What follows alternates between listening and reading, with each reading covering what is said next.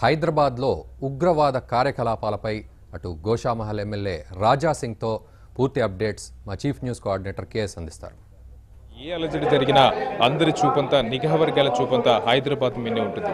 ఒకవైపు విశ్వనగరంగా హైదరాబాద్ని భాగ్యనగరంగా కొలుస్తున్నాం. అయితే ఇటువంటి పేరు పూర్తిగా పోయి నిజంగా విశ్వనగరంగా మారాలంటే ఏం చేయాలి, హైదరాబాద్ నుంచి ఐసిస్ భూతాన్ని పూర్తిగా ఎలా తరలివేయాలి, ఈ అంశంపై మనతో మాట్లాడేందుకు గోషామహల్ ఎమ్మెల్యే రాజాసింగ్ మనతో ఉన్నారు. రాజాసింగ్ గారు ఏమంటారండి, ప్రస్తుతం హైదరాబాద్లో జరుగుతున్నటువంటి ఈ ఐసిస్ కార్యకలాపాలు కానీ అసలు ఎందుకు ఈ ఐసిస్ వైపు మద్దతు చూపుతున్నారు, ఫాలోవర్ సంఖ్య ఎందుకు పెరుగుతుంది, మీ యొక్క విశ్లేషణ ఏంటి? ఇప్పుడు భారతదేశంలో ఎక్కడైనా బంబ్ బ్లాస్ట్ అయితే ఆ బ్లాస్ట్ చేసేవాళ్ళు మన హైదరాబాద్ ఓల్డ్ సిటీలోనే దొరుకుతున్నారు. మన తెలంగాణలో కూడా దాదాపు గోకుల్ చాట్ బండార్ కానీ లుమ్నిపార్ కానీ ఎన్నో బ్లాస్ట్ అయినాయి. ఆ బ్లాస్ట్ చేసేవాళ్ళు కూడా ఓల్డ్ సిటీలోనే దొరికినారు. అంటే నేను ఇంతకుముందు కూడా అసెంబ్లీలో అన్నా, ఎన్నోసార్లు మీడియాలో కూడా అన్నా, ఓల్డ్ సిటీ ఒక మినీ పాకిస్తాన్గా మారుతుంది అని నేను ఎన్నోసార్లు అన్నా. అంటే ఈ ఐఎస్ఐ ఏజెంట్లు యాక్టివిటీస్ మనం ఆపాలంటే ఫస్ట్ అయితే ఈ ఐఎస్ఐ ఏజెంట్లకి ఏ నేతలు సపోర్ట్ చేస్తున్నారు వాళ్ళకి జైలు లోపల వేయాలి ఫస్ట్ అయితే. అదేవిధంగా వీళ్ళకి ఫిజికల్ సపోర్ట్ కానీ ఫైనాన్షియలీ సపోర్ట్ కానీ ఏ విధంగా వీళ్ళకి సపోర్ట్ చేసే వాళ్ళకి ఫస్ట్ అరెస్ట్ చేసి జైలు లోపల వేయాలి. అదేవిధంగా ఇవాళ ఓల్డ్ సిటీలో ఉన్న ప్రతి ఒక్క ముస్లిమ్స్ నేను ఒక దేశభక్తుడు, నేను ఒక భారతీయుడు, ఆ భావన వాళ్ళ లోపల రావాలి.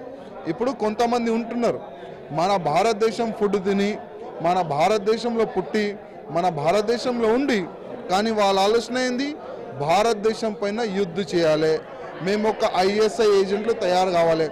అట్లాంటి వ్యక్తులకి మనం ఐడెంటిఫై చేసి అరెస్ట్ చేసి వాళ్ళకి జైలు లోపల వేయాలి. అది ప్రభుత్వం పని. నేను ఇంతకుముందు కూడా మరి ముఖ్యమంత్రి గారికి నేను యాద్ చేపించిన, మీరు ఒక్కసారి ఓల్డ్ సిటీలో ఒక స్పెషల్ డ్రైవ్ చేపియాలి, ప్రతి ఒక్క ఇంట్లో చెక్ చేపియాలి. దాదాపు మనం గతంలో కూడా చూస్తున్నాం, ఓపెన్గా ఐఎస్ఐ ఏజెంట్ మేము యాక్టివిటీ చేస్తున్నామని ఒక స్టింగ్ ఆపరేషన్లో కూడా తేలింది. కానీ ముఖ్యమంత్రి తరఫు నుంచి ఏమీ కూడా యాక్షన్ వాళ్ళు తీసుకోలేరు. కొన్ని రోజుల నుంచి వాళ్ళకి అరెస్ట్ చేసినారు, ఎంక్వైరీ చేసినారు, దాని తర్వాత ఇడిసేసినారు. ఏమంటున్నారు, లేలే ఈయన ఐఎస్ఐ ఏజెంట్లు అని ఉట్టిగా అన్నారు. ఈ విధంగా వాళ్ళు స్టేట్మెంట్ ఇచ్చినారు.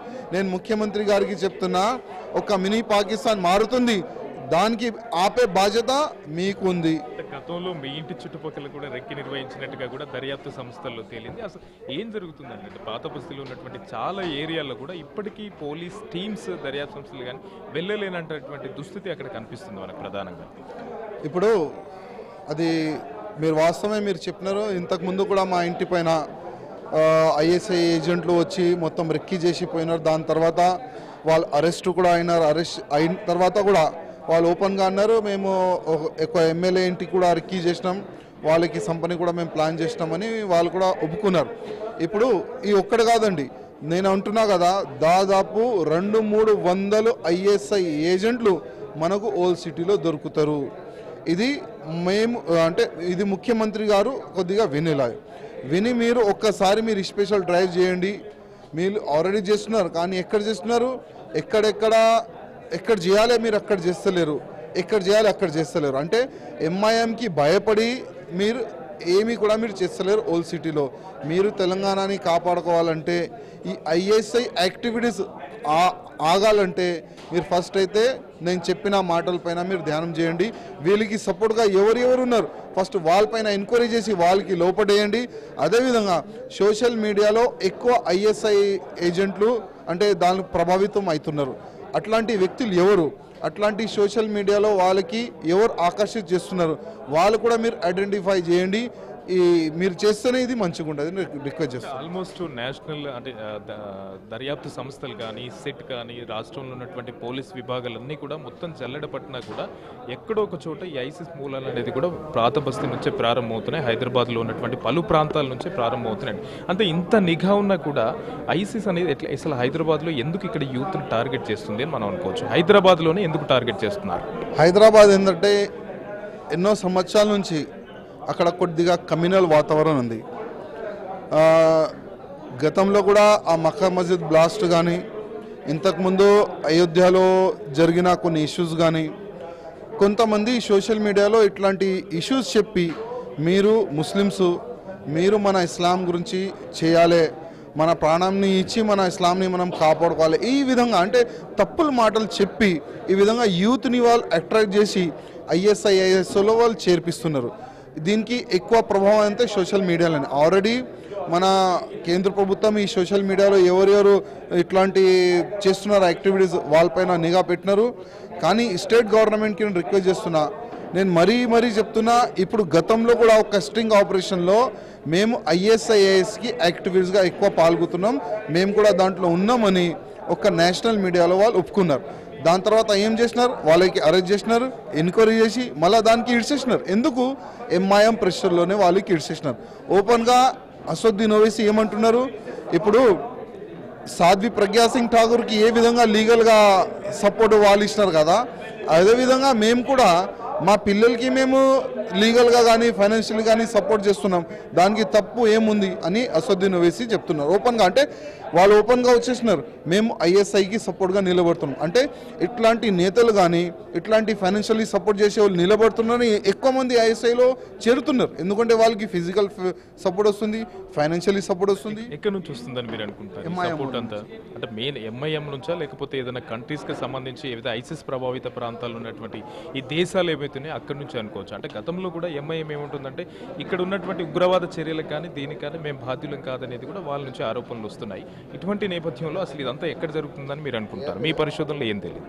ఇప్పుడు కొంతమంది ISI ఏజెంట్కి వేరే దేశం నుంచి కూడా వాళ్ళకి డబ్బులు వస్తుంది ఆన్లైన్గా. ఇప్పుడు కొంతమంది అంటున్నారు ఓపెన్గా MIM సపోర్ట్ కూడా వీరంటే ఇది రాజకీయం మాట కాదు, ఇది వాస్తవం, ఇది కరెక్ట్. ఇది ఎంక్వైరీలో కూడా ఇది తెలిసింది. 100% ఈ ISI వాళ్ళకి సపోర్ట్ MIM వెనుక నుంచి బాగా చేస్తున్నారు. ఇప్పుడైతే వాళ్ళు ఓపెన్గా వచ్చేసినారు.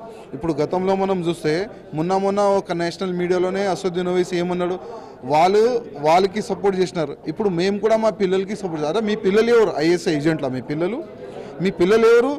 ఇది మీరు అంటారు ఎక్ బచ్చేకు ఫాంసీ దేది నాజాయిజ్ అంటే ఎవరు? ఆ బచ్చా ఎవరుండే ఆ ముంబై బ్లాస్ట్ చేసిండు, ఆయనకి ఈయన బచ్చా అంటాడు. అంటే వీళ్ళకి అందరు ISI ఏజెంట్లు, వీళ్ళకి బచ్చలు, వీళ్ళు ఫ్యామిలీ ఫ్రెండ్లు.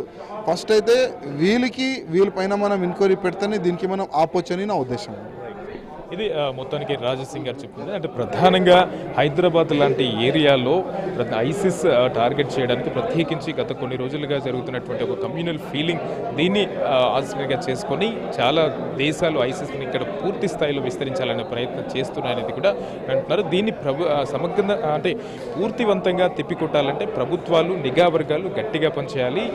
ముఖ్యంగా హైదరాబాద్లో ఉన్నటువంటి ఎక్కడైతే ఈ ప్రభావిత ప్రాంతాలు ఉన్నాయో వాటిని అన్నింటినీ కూడా క్షుణ్ణంగా తనిఖీ చేసినప్పుడే ఇటువంటి జాడలు అనేది కనిపించబడేది కూడా ప్రస్తుతం మనకు గోషామహల్ ఎమ్మెల్యే రాజేష్ సింగ్ నుంచే స్పష్టమవుతుంది.